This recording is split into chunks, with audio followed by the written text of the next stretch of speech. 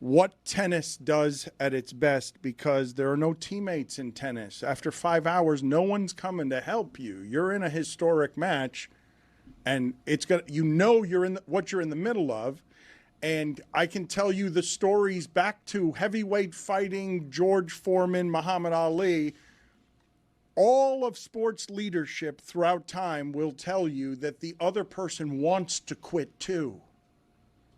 The test of wills that is 5 hours in, you're tired, but you want something just as badly as they do. It stops being physical, becomes some sort of mental, meditative state.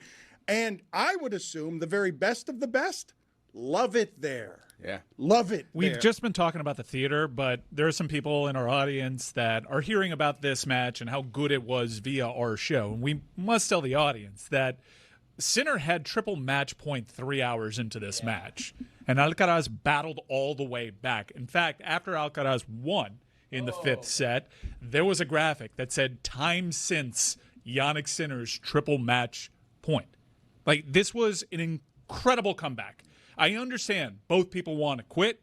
One very clearly wanted to quit less, and that was Alcaraz. Except the thing about it that was so impressive and enjoyable to me is they're both incredible champions that fought back. Because normally in a situation like that, you get like a collapse. There were times, so once Alcaraz fought all the way back and took control of that match, Sinner's limping around, grabbing for cramps, but then retakes the match. And we're like, damn, Alcaraz did all this and he's not going to win. Then Alcaraz takes it all the way back and Sinner's fights back. That's the mental toughness that I was speaking of that's so incredibly impressive. And then it also was made even more enjoyable because of the clash of styles. Like, Sinner's a giant smashing server, power tennis player, and Alcaraz is this ridiculous, like, he has power too, but he's this ridiculous athlete that's twisting the ball on these absurd angles and gets to everything. Like, it's just so fun watching what looks like a wildfire versus a snowstorm, and you don't know who's going to win. And that's the part to me that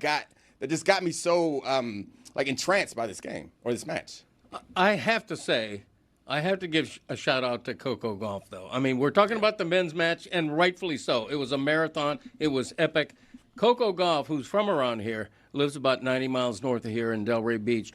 She just won her second major at age 21. She can be what we've been missing since Serena Williams retired. She can be that. I'm not saying she will be, but this is not a false alarm. Coco Gauff is that good. She just beat the world's number one player. It was 2 1-versus-2 matchups this weekend, not just the men. Yeah, and Gauff, I think she's been on the scene since she was about 14 or 15 years old, and I think we had expectations of her being as good as Serena. And again, I hate to keep harping on this mentality stuff, but particularly in these individual sports, for someone that young to deal with the level of disappointment and frustration that she's dealt with, and we've seen other athletes and tennis players specifically not be able to deal with it. For her to still be around and not have reached this Serena level and still be competitive, and in a match like yesterday or the day before where the wind is blowing, it's a tough situation, and it essentially broke Sabalenka, she still fought through. I wanted, though, to address what you're saying there, expected to be Serena. Like, that needs to stop. We shouldn't do that to anybody. Like, that's You really shouldn't do that to anyone. To anybody. It's that's an unreachable standard. And it hurts. Agreed. WTA. It really does. I mean, just that can't be it. Like, we're going to go ahead and concede, yes, that's the most powerful force I've ever seen in that sport. Totally changed it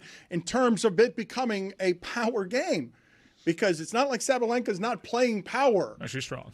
But I think today's story is going to be, instead of about Gauff overcoming that strength, Sabalenka sore loser.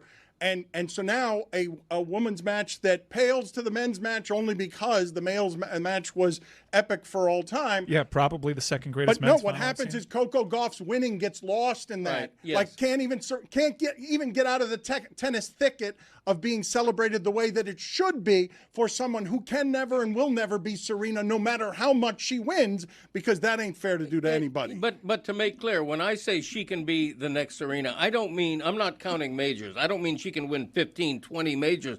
What I mean is I think she has a chance to fill the vacuum and become the acknowledged face of American women's tennis. I think she has that. And you know, I think she does have it already. I don't know. Keys. I mean, there's a couple of other women who are in the top 10. It's pretty clear. It's Coco. And what was so cool about the French Open, just on both sides, was you had finals 1 versus 2 in each side, which on clay, it's such a variable that is hard to predict, and there's so many specialists that you don't typically get that. And to have 1 versus 2 meet in the final in both sides, and also for those matches to deliver, it was a great weekend for the sport. I also thought Turner knocked it out of the park as a first-time rights holder. They were fantastic. I think it was a huge victory for Gauff, and the reason is that she won the 23 U.S. Open, so it's going on 2 years now. When you win one major and you don't win a second one for a couple of years, even though it's just a couple of years, maybe some doubts creep in. So the fact that she won that second major, I think, is huge for her. Sabalenka was on incredible form. She was absolutely mowing through people, winning tournament after tournament. So for Coco to stand in front of that and take Sabalenka's best shot and make Sabalenka seem like a sore loser, which is also changing the narrative. Remember the Olympic moment that Coco Gauff had where she kind of gave off sore losers. So for her to come out of that and put the shoe on the other foot, and for Sabalenka to have this moment, honestly, it's a little disappointing because I think both are great. It was big for tennis, too, not just golf. Oh, yeah. I mentioned golf? No. I'm sorry. It wasn't you. It was a great golf weekend as well. Canadian Open. Was it? I want to get back to Coco Gauff here, explaining that this trophy is a little small. It's a bit like a water bottle. It is. Yeah, I don't have this wrong, right? That as tennis took over sports for a day, or tried to, around what basketball was doing last night, you had an epic men's match, one that you remember because it's just stretching your day out, your morning out. And then you've got Coco Gauff winning a trophy where she ends up being is she going to be the fourth story? Because Sabalenka's sore loser talk is something that people are going to turn into the story of her winning this tiny water bottle trophy. Hi, I just won French Open for Roland Garros, and this is the trophy that you guys see, the one that we take pictures with, do press with, and all that. But actually, we don't get to take this home. This stays with the tournament, and I'm going to show you guys the one we take home. It's a lot smaller. So this is the one we take home. It's like a mini replica of the trophy, and yeah, I guess to compare it, it's really small. So reference, this is a Perrier bottle. This is a cup. That's how small it is. But, wow, it's the memories that matter the most. French Open not liking that. Is it the memories that matter most, or do you want some good hardware there? Like, how much is that? I think it's the prize pool money that matters the most. Not only is it small, but it sounded flimsy.